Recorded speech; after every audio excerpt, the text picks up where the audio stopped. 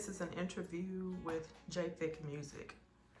My first question for you is, what first inspired you to become a worship leader?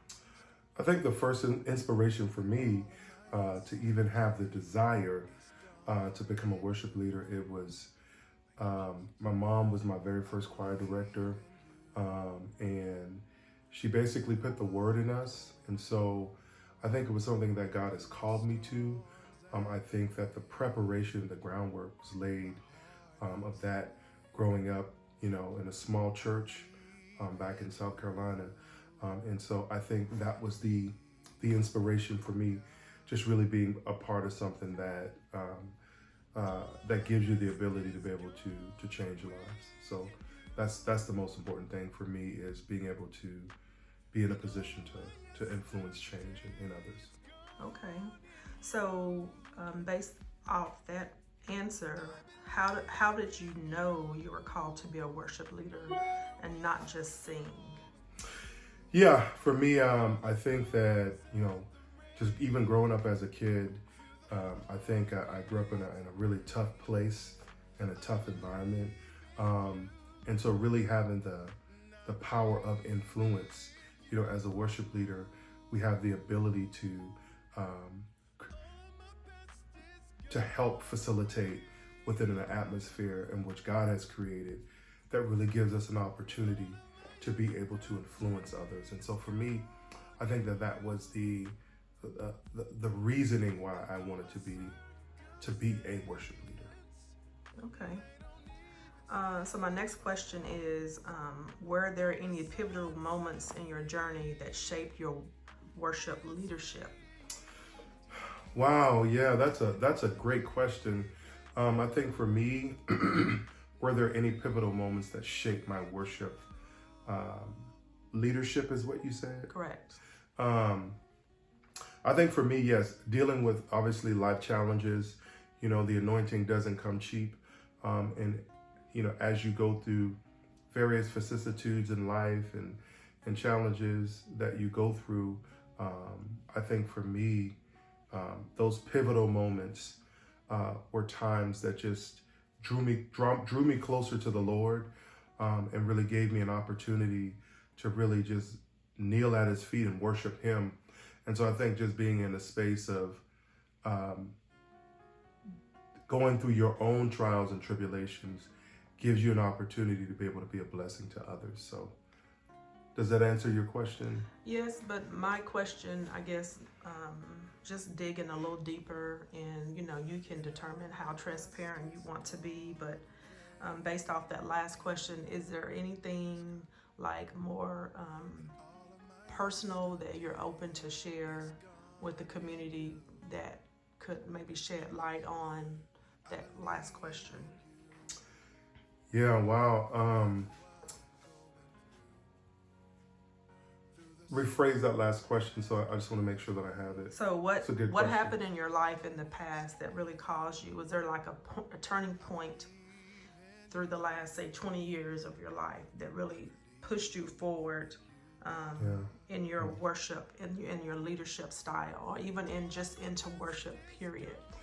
Yeah, I mean, I think there are so many pivotal moments. I think one of the biggest things that really pushed me even harder into worship is I grew up in a two-parent home, and I think one of the biggest things was being able to see my dad be converted and to be changed.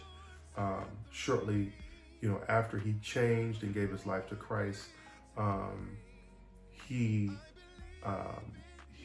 passed away. But prior to that, I think that pivotal piece for me was when he came down to visit me, which was his last time coming. He was telling me bye. I didn't know that. And when I saw him in service, I was leading worship, and I saw him in service, and I had never seen him because he had never gone to church with us as a kid. But when I saw him in service, it was so powerful to see him lifting his hands and worshiping. And so for me, that was a huge pivotal moment in my life that really just pushed me even further to say, God, this is what you've called me to do. I've seen how you've not only just changed people that I have influenced just through my worship experience and through my life, but I see it in my own home, which is my father. And so for me, that really just gave me just a real solid push to really, really want to pursue and get more serious about leading people into the presence of God.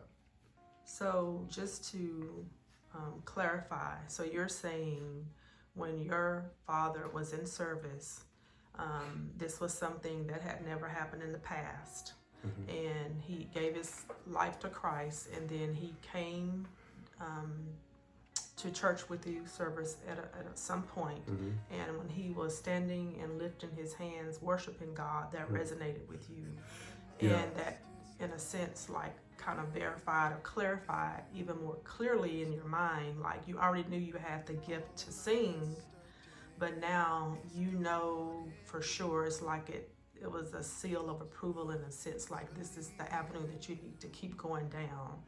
So in your heart, like on the inside of you, what did that do for you on the inside? Yeah, I think it kind of sealed it for me. I think that as you're a worship leader, you go through different seasons in your life where there are pivotal moments that draws you closer. And then I think there are times as a worship leader when you're leading people, there are those pivotal moments as well that could draw you away from worshiping because of some of the tough challenges that we all go through as people.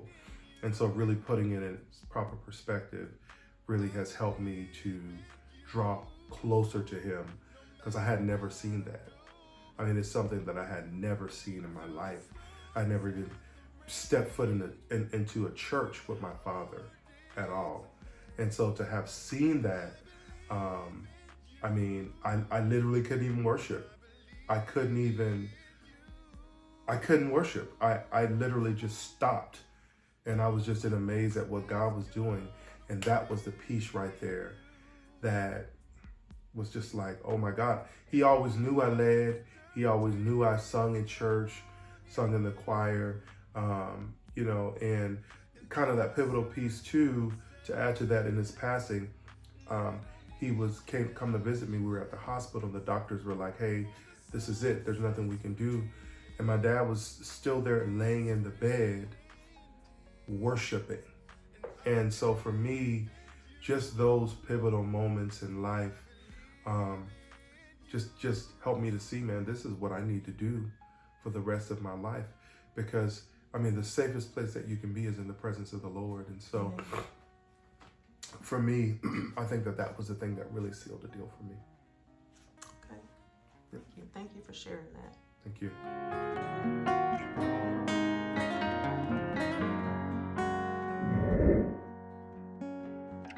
Hey, this is JayFick.